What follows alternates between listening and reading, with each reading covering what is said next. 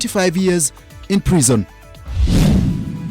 Also tonight, the rape, the trauma and the stigma.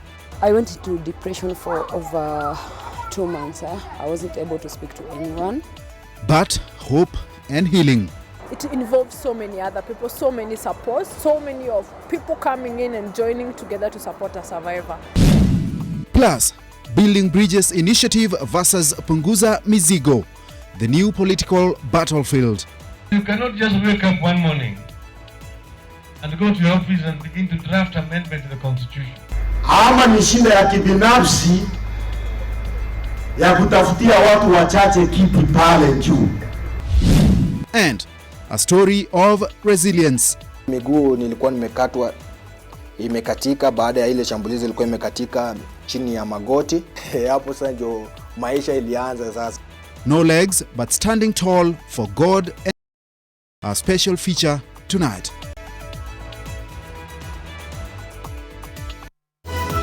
This is NTV Weekend Edition with Edmond Nyabola. Welcome to the broadcast. Our sign language interpreter tonight is Flora Atieno, and we ask for your company for the next 60 minutes or so. Now tonight, the Akasha drug empire has crumbled. The head of the international narcotics ring, which operated for several years in Mombasa, has been sentenced to 2.5 years, decades I should say, in an American detention center. Bakhtash Akasha was found guilty of trafficking an array of drugs. His brother Ibrahim Akasha will know his fate in November after the brothers pleaded guilty to drug trafficking, which has also implicated senior government officials. In 2014, America's Drug Enforcement Administration laid a trap for the Akashas and netted 99 kilograms of heroin. They also got information about another consignment of 500 kilograms of the drug from Afghanistan. The drugs were shipped to Kenya before being distributed to other countries, including the US. Bakhtash and his younger brother Ibrahim inherited the business from their father, Abdallah Akasha, who was killed in 2000 in Amsterdam. Religious leader Twaha Omar knew the family. Alipokufa Akasha mwenyewe, baraza la maimamu lilisema Akasha hafai kuswaliwa. Sababu kubwa walisema alikuwa akihusika na mambo ya madawa. Their business thrived in violence. They operated a cache of weapons, from automatic rifles to pistols. And at one point, Ibrahim allegedly forced a man to a bank where at gunpoint he forced him to withdraw millions of shillings. Bakhtash nilimjua akiwa ni mkubwa tayari. Ibrahim nilimjua akiwa mdogo, hata niliwahi kumfundisha. Baadaye nikatoka, yani hata niliposikia Ibrahim ameingia kwenye kazi ya madawa, mimi mwenyewe niligutuka kwa sababu nilikuwa ni mtoto mdogo sana. Mimi mwenyewe nimempigia fimbo soma.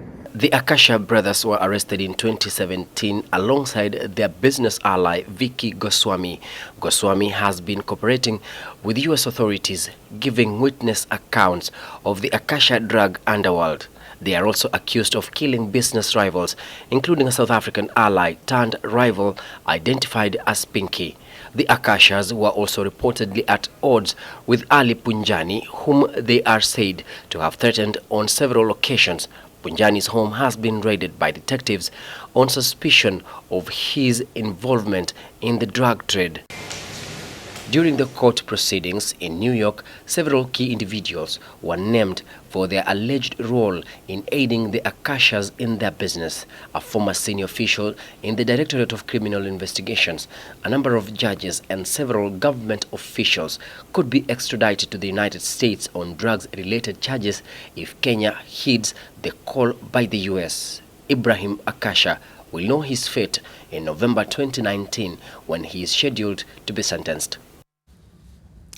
Away from that, the push for a change of constitution is slowly turning into a Building Bridges initiative versus Punguza Mizigo bail matter. And more so, a debate that is further exposing the rift in the Jubilee Party and government, as well as the acrimony, I should say, caused by the closeness between President Uhuru Kenyatta and ODM leader Raila Odinga. This played out at separate events where Odinga and Deputy President William Ruto and their allies spoke. Zacchaeus Mosame has the details. The referendum calls have become the newest political battlefront.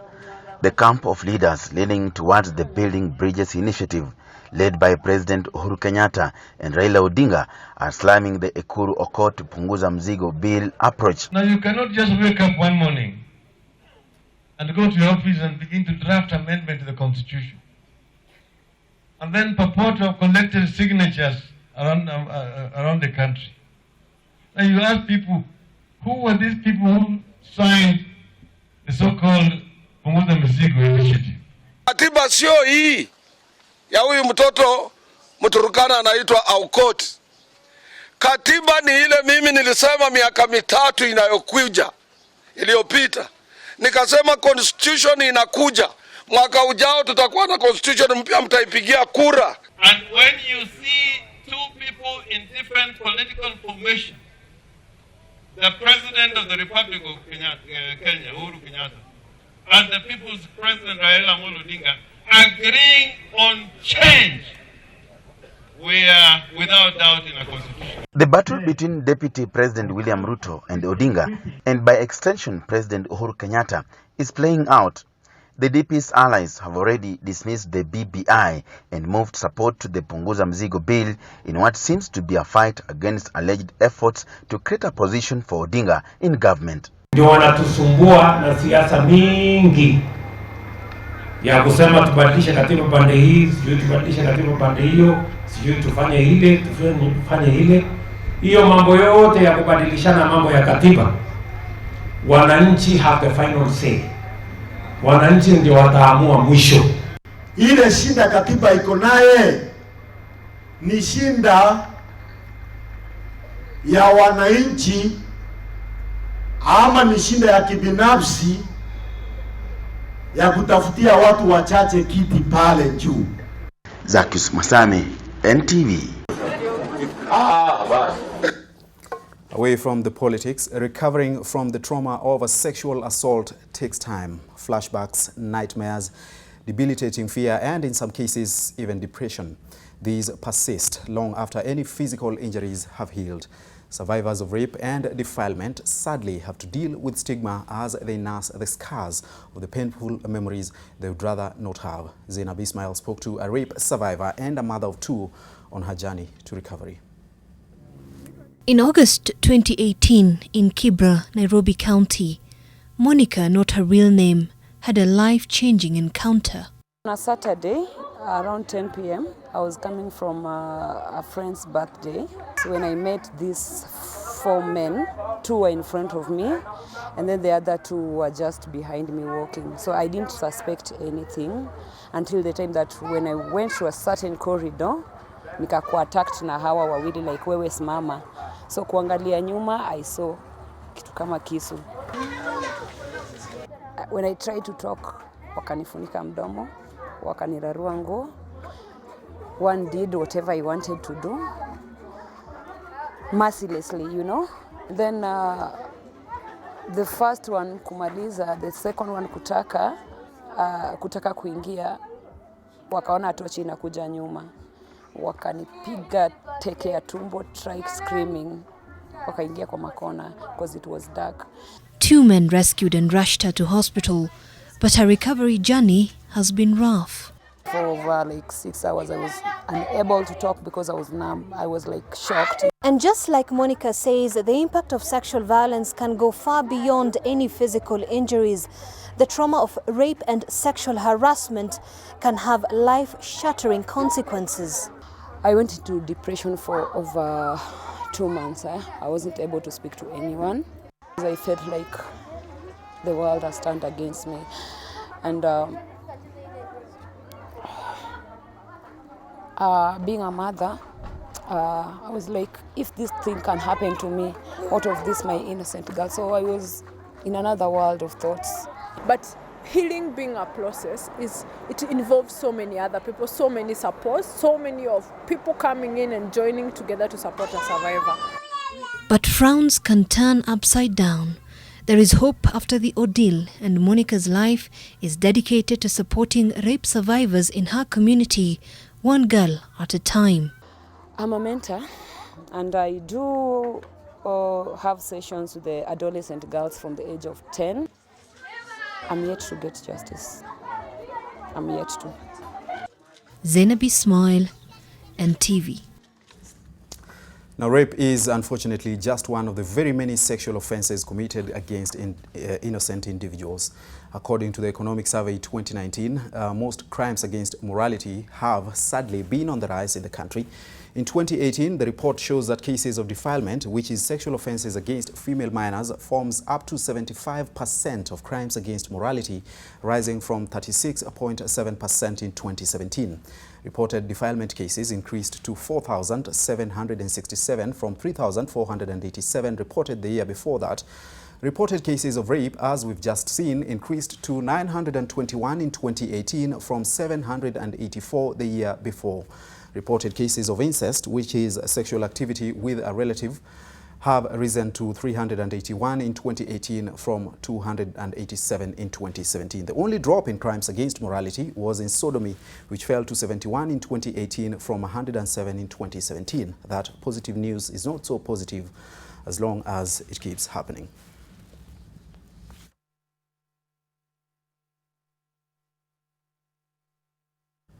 And to some more crimes, the two Chinese nationals arrested on Friday for illegally brewing the Chinese version of Chang'an and Busa have no work permits. The duo was arrested when police, in a raid on their house, found, among other things, 800 litres of methanol, over 3,000 litres of Chang'an and Busa, and brewing equipment. Alarm was raised by residents after a foul smell emanated from the fermenting matter. A plumber who worked at the home also says he became suspicious after the duo barred him from accessing the backside of the home. We don't have proper work permit. And two, it's also important to mention that given that where they are operating is a residential area, they are not supposed to be in that premises. That drink, branded Nan Wang Te, means unforgettable in Chinese and lived up to its name. But away from that, and in less than 3 hours on Friday, the State House handed Kenyans a public holiday and took it back. The government on Monday said Monday, August 26, 2019 would be a holiday, but it's no longer a public holiday. The government made known this U-turn just hours after the announcement. This is the second key communication gaffe in a span of days. Mel Miendo reports that the information lapses are raising queries as to how the president's communication is handled and why the presidency is appearing exposed. Question: just what is happening with President Uhuru Kenyatta's communication team? On Friday, the presidency, through its online platforms on the official Twitter State House Kenya account and on www.president.go.ke, announced that government had designated August 26th as a public holiday to facilitate the national census. This, PSCU wrote, was an announcement made by President Uhuru Kenyatta when he launched the countdown to the 2019 Kenya Population and Housing Census. Just that, at no point did the president say or insinuate this. But about 3 hours later, a correction message was issued saying that President Uhuru Kenyatta did not announce that August 26th will be a public holiday. State House spokesperson Kanze Dena says remedial action had since been taken. Questions linger over how such an error went unnoticed for hours. Earlier this week, for the World Youth Day commemoration, President Uhuru Kenyatta was recording a speech for dispatch to newsrooms. Centers of excellence in all,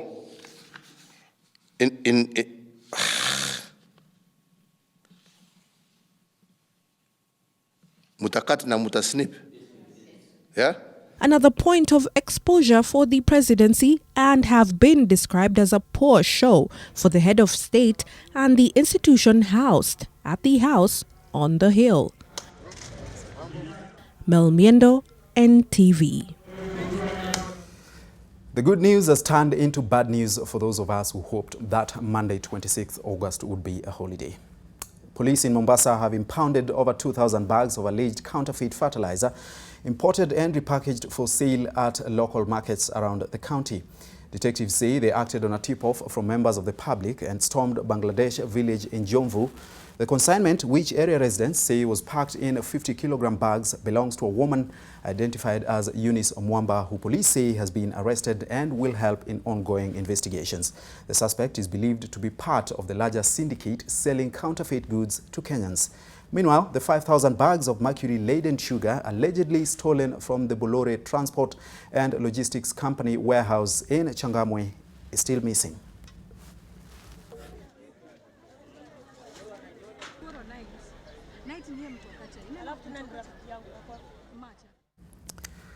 The National Irrigation Board has taken over the 7 billion shillings Galana Kulalu irrigation project. NIB says the 10,000-acre farm will produce a variety of crops during this year's harvest, including maize, beans, cotton and fodder for animals. The board had put 3,300 acres of the farm under crop, using the modern irrigation infrastructure installed across the farm by the contractor Green Arava from Israel. The company, however, did part of that work and left. The National Assembly Committee on Agriculture toured the farm on Friday and pledged to channel more funds towards completion of that project. We are also targeting 500 acres of cotton, 300 acres of pasture, and in addition, in one of our schemes, we are also doing a trial of BT cotton, 1 acre. We also want a bit of changes that need to be done so that, the whole management system is looked into afresh. But so far what we have seen in terms of the people who are engaged, they are very passionate. We have seen scientists who are working with NIB, very passionate about what they are doing. And these are the kind of people I think we need to manage big investment like this. Surgeons from different hospitals came together to put smiles on the faces of dozens of people with facial deformities, quite literally. A free lip surgery clinic, dubbed Operation Smile, has been held at the Nairobi Hospital, where the surgeons carried out corrective surgeries. The group of medics, in collaboration with Help a Child Face Tomorrow and Clefties Click Kenya, are said to have joined hands to not only make the program a success, but also as a means of making healthcare accessible to disadvantaged communities. A cleft lip is a gap or a tear in the upper lip, while a cleft palate is a gap in the roof of the mouth. Children with such deformities have difficulty eating, speaking, or even smiling, and doctors hope that the program will bring back joy in their lives and allow them to play as children without fear of being ridiculed. These patients, the condition they have got does affect most of their functional things. It affects the growth of their face, it affects their eating, so we need to have a program where we follow them up. As a person living with cleft lip and palate, it is our most important initiative to sensitize the public on the perspective and attitudes they have with people living with cleft lip and palate. Now here is something you need to look forward to. The place of cool waters has turned to the source of poisoned waters. The Nairobi River is serving counties the slime and sludge which the used to water some of your food. NTV's Charity Mwangi and a team of the reporters from the Daily Nation spent the last 2 months with scientists and toxicology experts tracing Nairobi River from its source in Ondiri Swamp all the way down to the Indian Ocean in Malindi. Tomorrow at 7 and 9 p.m., we bring you the sights, sounds, confessions, and outcomes of the investigations of our toxic flow. Here now is a preview.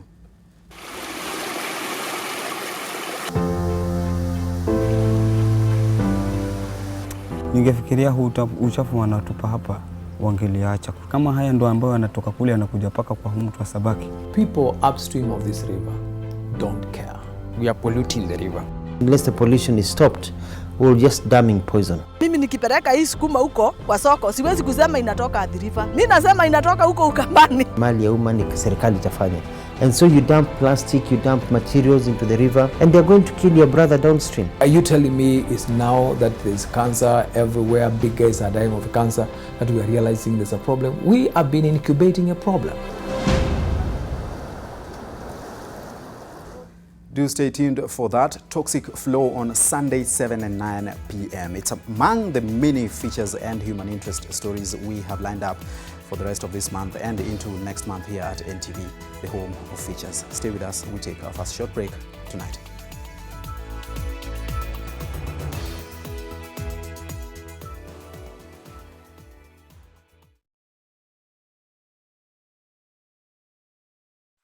Hey, mister. Where you going? Men clean their cars themselves. I'll also clean my own bike. I'm grown up now. Then you'll need this. The most pleasant surprise for a mother is to see her child growing up.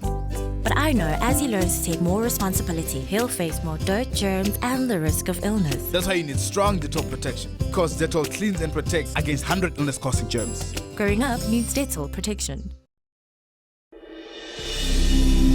For nearly 5 decades now, Daystar has been stirring passions, supporting and shaping career aspirations as it develops transformational servant leaders for Africa and beyond. With great learning facilities and the support of competent faculty, I was assured of a bright career path. I was made at Daystar. Book your intake now and be the next. Call us or visit www.daystar.ac.ke for more information. Parenting is all about learning when to be tough and when to be gentle. Tough, gentle. But when it comes to fever, you need to be both. Panadol Baby and Infant starts to work on fever in 15 minutes and is gentle on the tummy. Tough call. Panadol Baby and Infant. Tough on fever, gentle on your child. I see trees of green, red roses too. I see them bloom for me and you.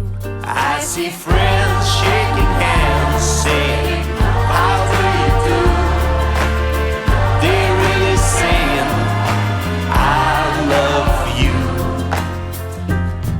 What a wonderful world. You in the pollution? Yes, you. Dry throat? Strepsils. Gal in the smoke with a raspy voice? Strepsils. Hello, in the downpour with a scratchy throat? Take Strepsils. Get soothing relief for any throat irritation. Strepsils with its medicinal ingredients will heal the harm done to your throat from external factors. Strepsils. Strepsils for a dry, itchy, raspy, scratchy throat. Once again, we are at it together. We are absolutely everywhere and we love it. This is what makes us tick. This is what makes our heart beat. It is always on the edge. It is always football time. Get an HD decoder, dish kit, plus 2 months of DSTV family for only 4,999 shillings. When the spirit of Kenya got going that magical day, it never looked back. And now, the same spirit is ready to take Kenya to the next level, led proudly by a new generation. Kenya King, Shangilia, Hustler Kenya. I'm looking for the kingdom's head dancer to make me happy, and in return, he shall get anything, anything he requests for. That is exactly my kind of job.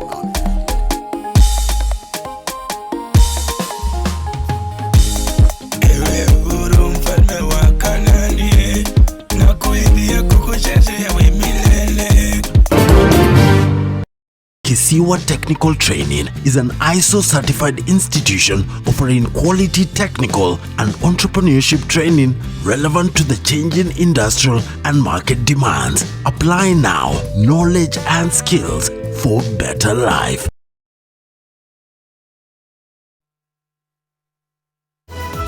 This is NTV Weekend Edition with Edmond Nyabola.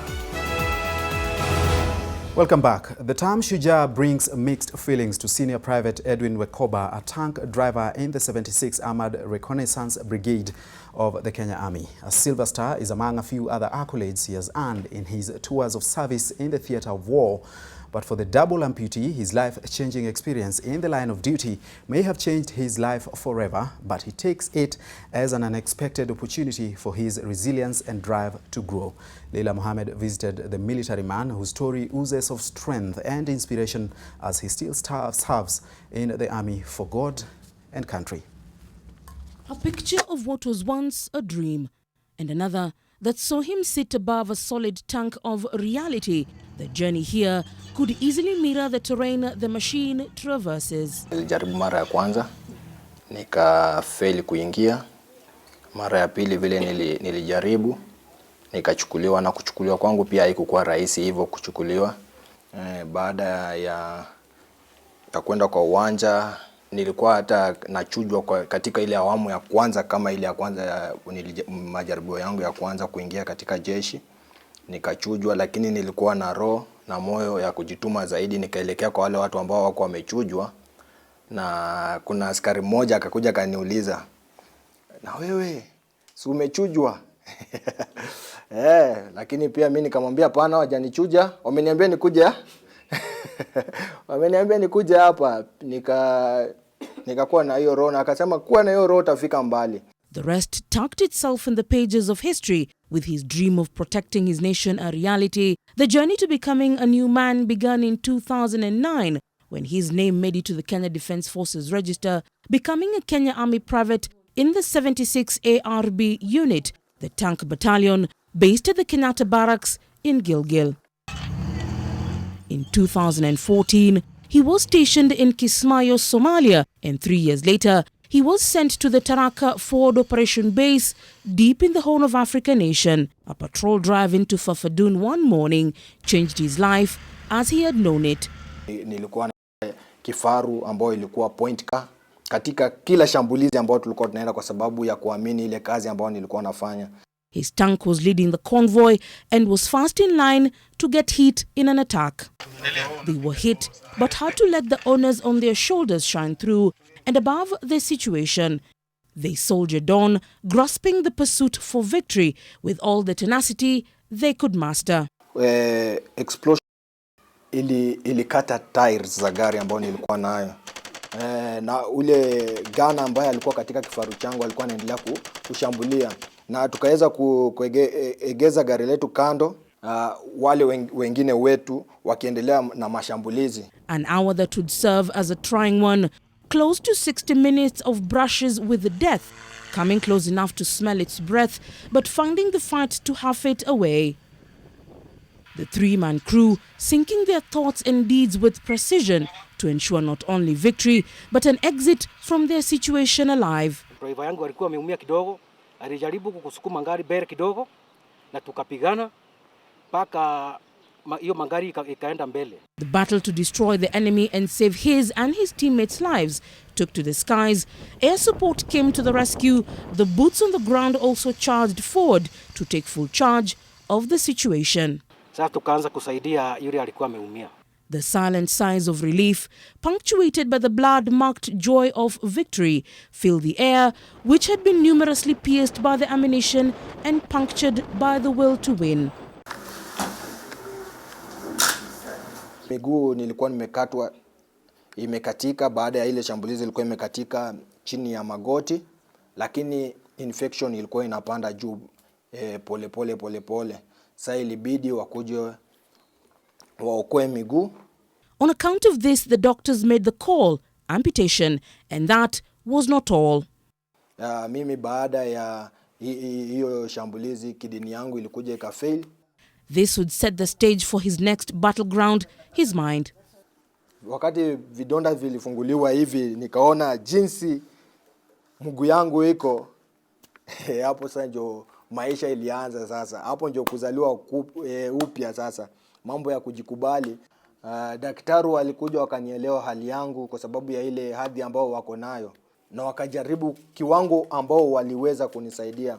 Kenya Army has ensured that in all units and formation it has got medical, psychology, personnel and facilities to take care of soldiers who are faced by mental health conditions.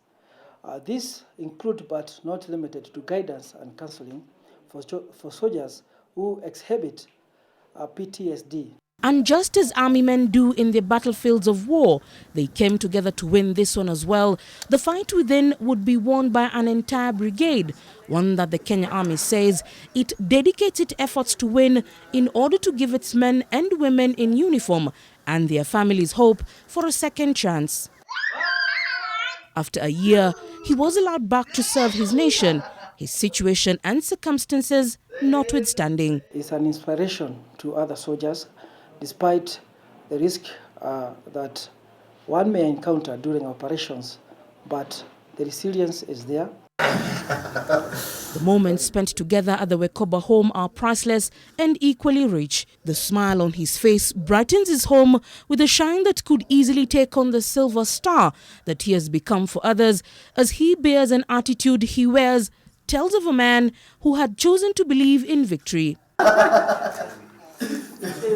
The school holidays are here. His wife Jane Wakaba will have a full day of taking care of their 2 children, 8-year-old Janwin and 2-year-old Rosewin.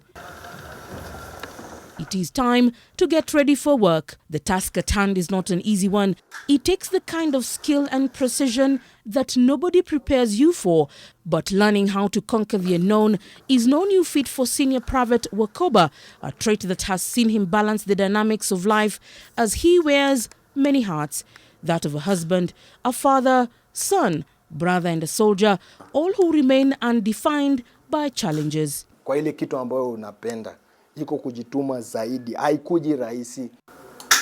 The journey from home to the office, though short, is lengthened by the routine to get into his customized car.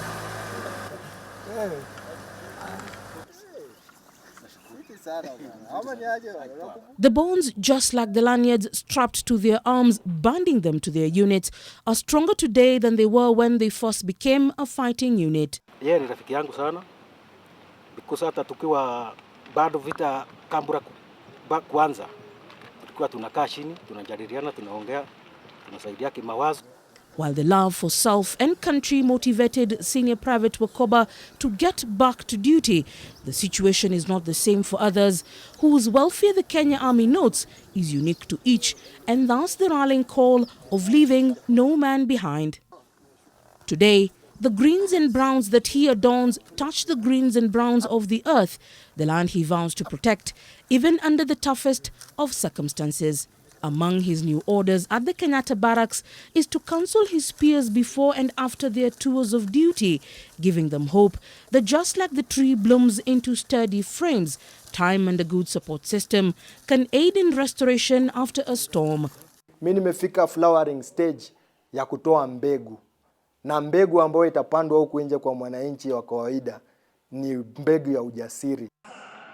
His resilience flies the flag of inspiration and bravery higher than the cowardice of terror.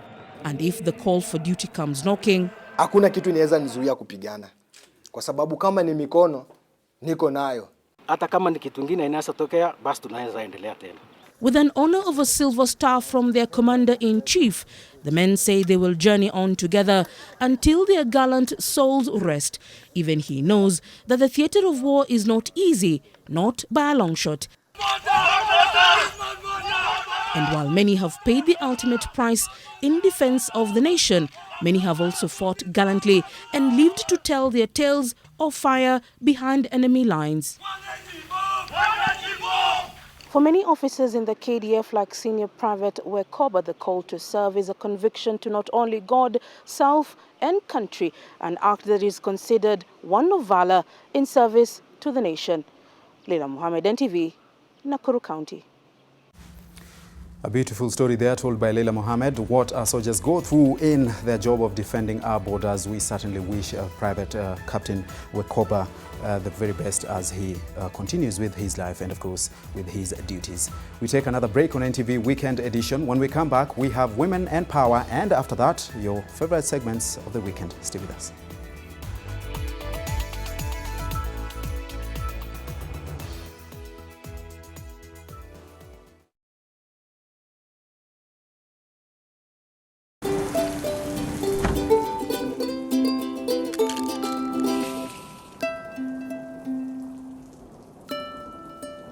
Breakfast is not complete without the new Minute Maid Nutri-Defense's Nectar Plus.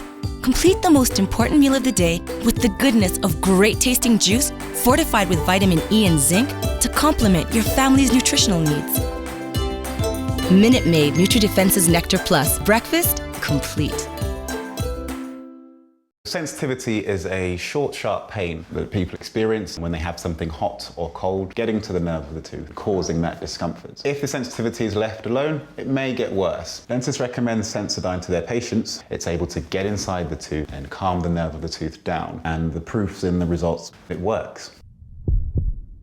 NHIF wishes to notify the public that the jobs advertisement making rounds on social media titled National Hospital Insurance Fund NHIF Entry-Level Job Opportunities 2019 has not been placed by NHIF. The advertisement is a hoax and should be ignored. NHIF is currently not hiring and will do proper communication in the event of any available job opportunities in the future. NHIF, Afya Yetu, Bima Yetu. Birthday party. Birthday party. Birthday party. Are we not invited? We have gifts. Malaria. Mommy, pests. Rat. Oh, die. Party. Compared to laundry spray, Mortein Doom Power Guard kills disease-causing pests instantly. Mortein Doom Power Guard. Sona moja imetengenezwa kwa njia spesheli ili kupambana na maumivu kwa haraka. Sona moja ina aspirin kama kiungo.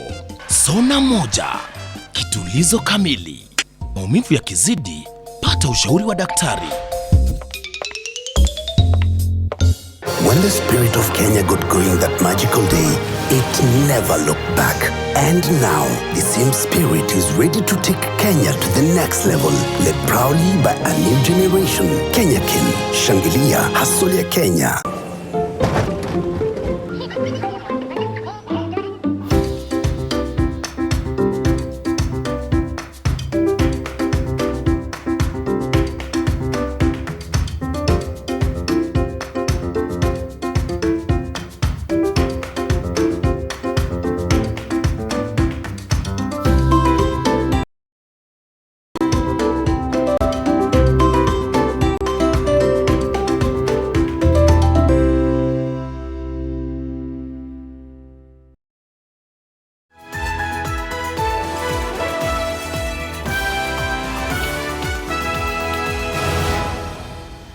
Welcome back to NTV Weekend Edition. It's now time for your weekly segment. The long school holidays provide vulnerability for girls to female genital mutilation and subsequent early marriages. For those who undergo the illegal cut, their education journey is cut short, leaving their dreams at the edge of a cliff. Fatuma Mohammed, a human rights activist, shares with Gladys Gashanja how she is changing the narrative in her Somali community, one girl and a mother at a time. Her story is on this week's Women in Power. My name is Fatuma Mohammed. I'm a human rights activist. I advocate for young girls within the Somali community and also the Borana. I help women and girls within my community especially, and also the Maasai girls.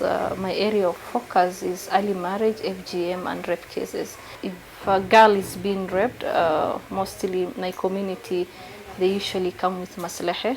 Maslahe is a Somali traditional way of solving. So where men and also the elders come in on a group of people, and then they will say, iki tusipeleke mbali, wacha tumalizie hapa. So I find a young girl who was a victim and she was being raped, akawa mentally problem. So I find her initially, akaniambia mimi nilirepiwa nikiwa mdogo, that is why sijawahi kanyaga shule. And then I asked the mother, mama yake ndio nikauliza, mama yake kaniambia mimi baba yake akikubali maslaha sina uwezo. Na hiyo yote ukiangalia, if I see all those scenarios, is because our women have not been empowered. And also what I have seen, young girls who are class 6, class 7, parent arrange for men who came from US, UK, they wanamwambia huja uoleke. So nobody is advocating for them. Girls want to go to school, they have dream to become a doctor, some of them they have a dream to become a teacher. Because of the culture belief that our mothers and our parents set for us, some of them, their dreams are being cut up. We need to educate our mothers so that they will understand the value of their daughters. And then if you get married in a teenager, like upate kama ulioleka kwa 14 na ulizaa, mwanaume ataenda kutafuta bibi ya pili. So most of the time I found a young mothers who are struggling with their babies, and they wanakuambia bwana yangu mimi sijawahi muona, na unalisha mtoto aje, they end up prostitution. So the only way to prevent such things is to give them the skill, because some of them wanakuambia saizi mimi naweza rudi shule, nitafanya nini? Wanakuambia unifunze hina, of which hina iko na pesa nyingi.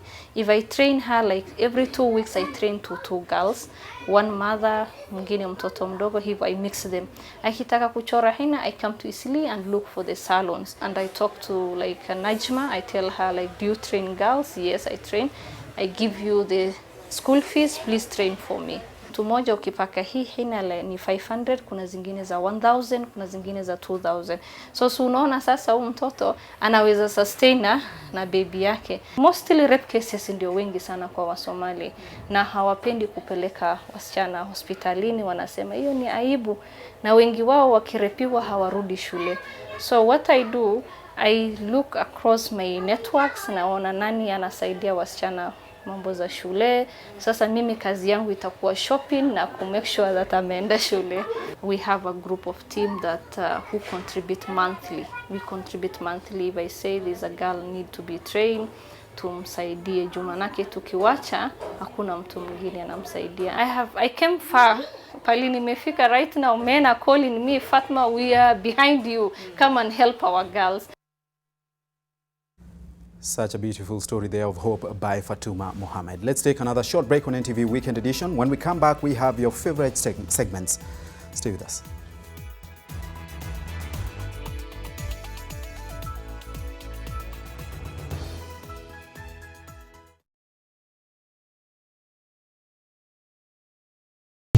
Welcome to Kisiwa Technical Training Institute. Kisiwa Technical Training is an ISO-certified institution offering quality technical and entrepreneurship training relevant to the changing industrial and market demands. Apply now for our September 2019 intakes in the following: diploma and certificate courses, electrical engineering, building and construction technology, business administration, mechanical engineering, informational communication technology, communication, automotive engineering, library information sciences, human resource development, food and beverages, business studies, general agriculture and supplies management. Kisiwa Technical Training Institute. Knowledge and skills for better life.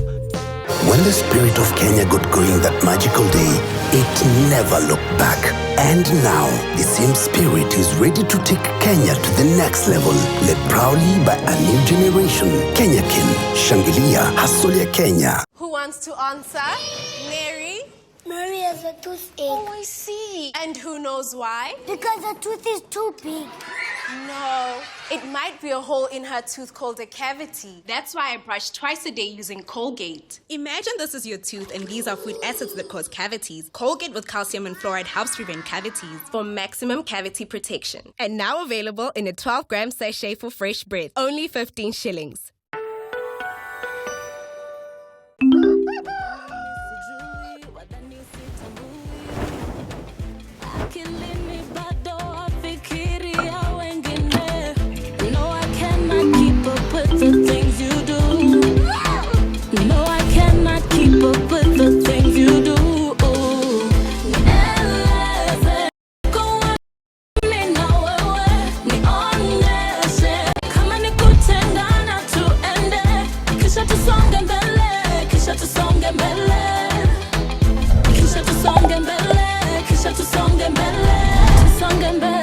Tusonge mbele na Fiber Mobile. Get a Fiber SIM card today and enjoy Tusonge mbele bundles at affordable prices. I help women find independence by training them in fish farming. It's tough on my back, joints, and can cause headaches. Panadol Extra relieves multiple types of pain.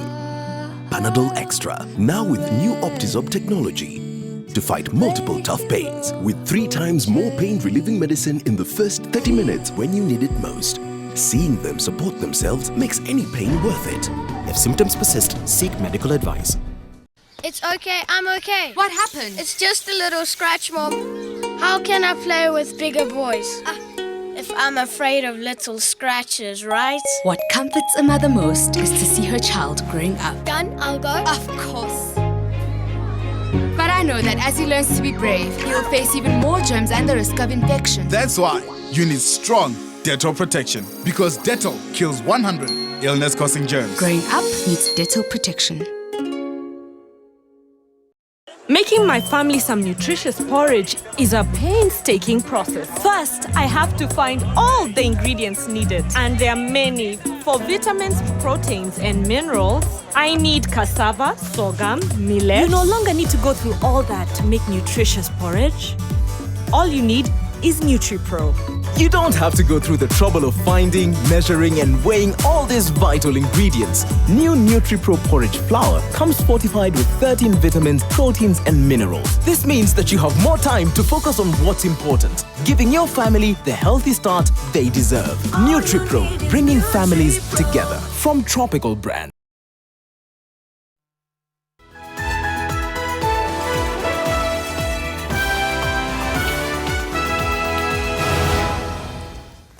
Welcome back to NTV Weekend Edition. It's now time for your favorite Saturday segments.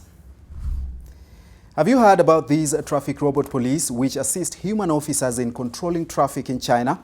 Northern China has deployed 3 types of robots to reduce the workload and ensure efficiency. One type is a road patrol robot designed to look like a human traffic officer with a yellow uniform and a white hat. It is capable of identifying drivers and snapping photos of their illegal behavior. And they obviously do not take bribes.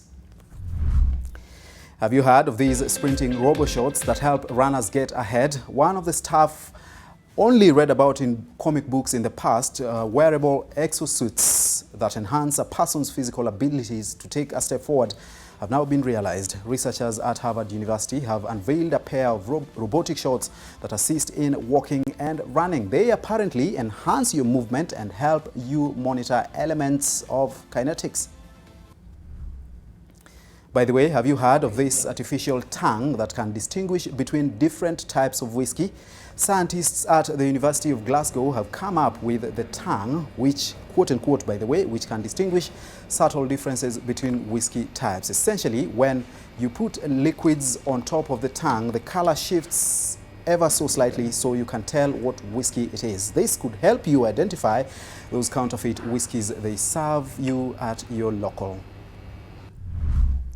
And have you heard of the barbecue rats, which are part of the menu in Cambodia? Field rats might not be everybody's idea of a tasty treat, but in rural Cambodian province, they are popular as cheap and quick snacks. The proprietors say they are healthier than pork and chicken. Can you believe that? And apparently, people like them with chilies or grilled. I'm sorry if I spoiled your appetite tonight. I am truly, truly sorry. And History Saturday this week is dominated by sports records, understandably, because August is usually the Olympic month. On 14th August 2016, long-distance runner Jemima Sumgong made history by becoming the first Kenyan woman to win an Olympic marathon. Sumgong won the gold medal at the Rio de Janeiro Olympics in 2 hours, 24 minutes and 04 seconds. Jemima was later banned for 4 years for doping offenses in a race not related to that at the Rio Olympics. On 16th August 1992, Kenyan middle-distance runner Moses Kiptanui ran a world record 3,000 meters race of 7 minutes 28.96 seconds in the German city of Cologne. In 1995, he broke the 5,000 meters world record in Rome, then set another 3,000 meters steeplechase record in 7 minutes 59.18 seconds, becoming the first man in history to ever dip under 8 minutes in the steeplechase. What a legend. And still on Kenyan athletes and records, on 17th August 2016, Kenyan middle-distance runner Conseslus Kipruto registered an Olympic record of 8 minutes 0.28 seconds to win the men's 3,000 meters steeplechase gold medal at the Rio de Janeiro Games. Conseslus has established himself as the undisputed king of the steeplechase since the retirement of Ezekiel Kimboi. And on 16th August 2009, Jamaican speedster Usain Bolt edged rival American Tyson Gay to win the 100 meters race in the world record 9.58 seconds at the World Athletics Championships in Berlin. Bolt also holds the 200 meters record of 19.19 seconds. Those two records still stand 2 years after he retired from the sport at the World Championships in London. What a legend. Away from sports, on 16th August 2003, Ugandan dictator Idi Amin Dada died of kidney failure while in exile in Saudi Arabia, aged between 75 and 80. Apparently, no one knew his exact age. Amin, who terrorized Uganda between 1971 and 79, is said to have killed an estimated 100,000 to 500,000 people. His story has been documented in the film Rise and Fall of Idi Amin. Make sure you watch that if you haven't. And on 17th August 1946, author George Orwell published Animal Farm in the United Kingdom. Animal Farm is one of the world's most famous books, and it details how power does corrupt through the eyes of animals in a farm. From it came one of the most famous quotes, "All animals are equal, but some are more equal than others." A must read if you haven't. And that's your history this week. And let's have a look at the numbers of the week. And our first big number this week is 15. This is the number of years 2 Kenyan rugby players will serve in jail for gang raping a musician. Frank Wanyama and Alex Olaba were handed the minimum sentence for the offense committed on the night of February 10th, 2018 after a birthday party. The two players have said they will appeal the sentence. Our next big number this week is 5,000. This is the number of bags of sugar still mysteriously missing after being stolen from a warehouse in Mombasa. The sugar had been impounded, after being found to contain harmful elements, reportedly mercury, and was meant to be destroyed by the Kenya Bureau of Standards. The Directorate of Criminal Investigations has opened a probe into that theft. And our final big number of the week is 25. This is the jail term to be served by confessed international drug trafficker Baktash Akasha at a U.S. detention center. Baktash was found guilty of drug trafficking. He will be credited with the roughly 2.5 years he has been held in a detention center in New York since being transported to that country. His brother Ibrahim Akasha will be sentenced at a later date. That's in November. Now let me paint a picture for you. You are out in the wild having a good time with your friends and family, then suddenly a cheetah appears from out in the wild and climbs onto your open sunroof and just sits there. I wonder what you would do. Take a look at our clip of the week. They need what? They need to see far away for hunting again. Oh my goodness, wow. Yeah, there it is. Don't worry. Don't worry. There's a very lucky photo. Don't worry. Yeah, take a photo. It's very rare to see a photo like this. Sure. Don't be hasty. I'm telling you the truth. I'm your guide. You are a man. Yeah. I just gotta check my daughters. Oh my gosh.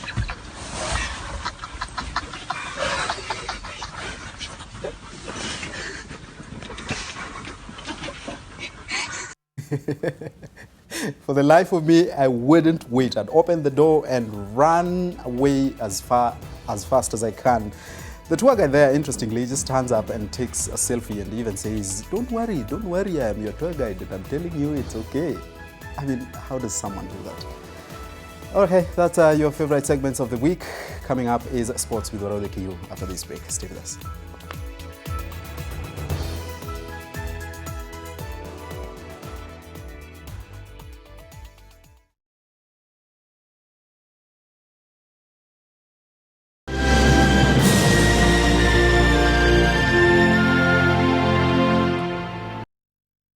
Why aren't you wearing the ring?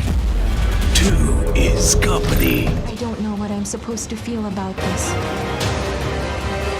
Star Times. Enjoy digital life. This is to notify the general public that following the enactment of Water Act 2016, Rift Valley Water Services Board has changed its name to Rift Valley Waterworks Development Agency with effect from 26th April 2019. Our new mandate entails development of water infrastructure within our 7 counties. All contractual agreements we had before are not affected by this change. For more information, visit our website www.rvwwda.go.ke. Rift Valley Waterworks Development Agency. Dependable water infrastructure. Nation FM. More music and less talk. Nairobi 96.3, Mombasa 101.5, Meru 93.9, Nyeri 104.9, Eldoret 102.7, and Nakuru on 97.7. Follow us on social media on Facebook at Nation FM, Instagram at Nation FM, and on Twitter at Nation FM KE. Nation FM. More music and less talk. There you go. Okay, thank you. Hi there. Selena! It's great seeing you getting so much value for your money. Well, it's important to save as much as you can. You save everywhere. Except for here. This is where you're throwing money down the drain. How? On these cleaning products. Impossible! Harpic 10X. While other cleaners flow away, Harpic 10X's viscous formula in only one round of application gives you sparkling, clean toilet. Harpic, 10 times better cleaning than other cleaning products. And great savings too. Wacha niende hivi nikulete hata kali katika hii. Wewe unataka nini? Can I buy a chocolate, please? It's for my mom.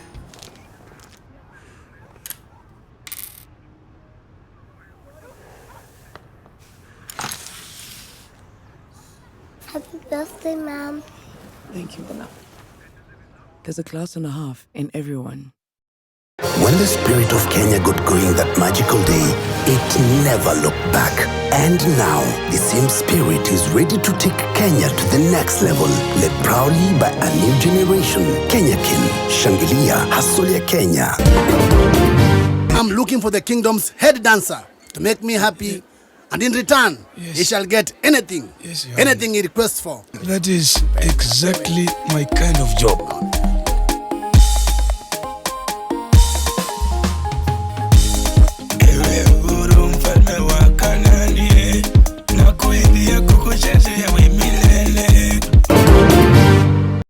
Kisiwa Technical Training is an ISO-certified institution offering quality technical and entrepreneurship training relevant to the changing industrial and market demands. Apply now. Knowledge and skills for better life.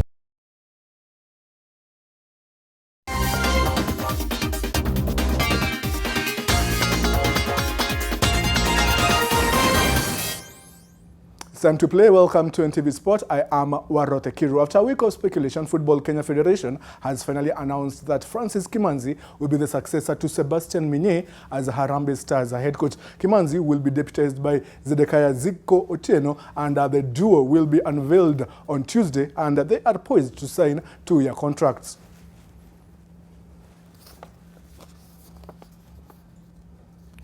Keeping it football, and Mona Halima Dogo Adam was the Stars national women's football team beat Ethiopia 3-2 in an international friendly played at the Kenyatta Stadium in Machakos. Dogo scored twice, with a Gentrix Shiakangwa ensuring the win from a penalty after Dogo had been fouled in the box late on. Both teams were using the friendly to prepare for the Tokyo 2020 Olympics qualifiers. Kenya is set to face Malawi in the second round in a two-legged tie after getting a bye in the first round. Keeping international teams and South Africa are the first regional qualifiers for the Women's Rugby World Cup 2021 after beating Kenya Lionesses 39-0 to win the Rugby Africa Women's Cup, which doubled up as a qualification pathway. The Springbok women ran in 7 tries to win the 4-team tournament with 3 wins out of 3. Kenya Lionesses will now contest a playoff against the winner of the South American qualifier, with the victor heading to the global repechage that will determine the final World Cup 2021 qualifier. Now, ahead of the official opening ceremony of the 2019 Africa Games on Monday, some athletes have given... Every day, NTV News Team moves you to the center of the action. The security forces who took that in this operation. Police are not taking anything to chance it. Moves you to the heart of the story to witness and record history. Rendering the declared results null and void. Telling the story of Kenya The growing importance of border in Mandera. Matatus will be on strike. and beyond. The politics in the United States capital. It is the 7th edition of the Global Education taking place in Dubai. When it comes to business, we crunch the numbers and unpack the detail with the latest information for your investment decision. It's time to say goodbye to this note and karibu to this note. In order for the manufacturing sector to be elevated from the ground. Despite the government's promise to create at least 1.3 million jobs, moves you fast past the planes and trucks to bring you the triumphs and joys of our great men and women. Moving stories that touch our hearts. I didn't know that I could go back to school. The Back to School program has brought hope to this young mother.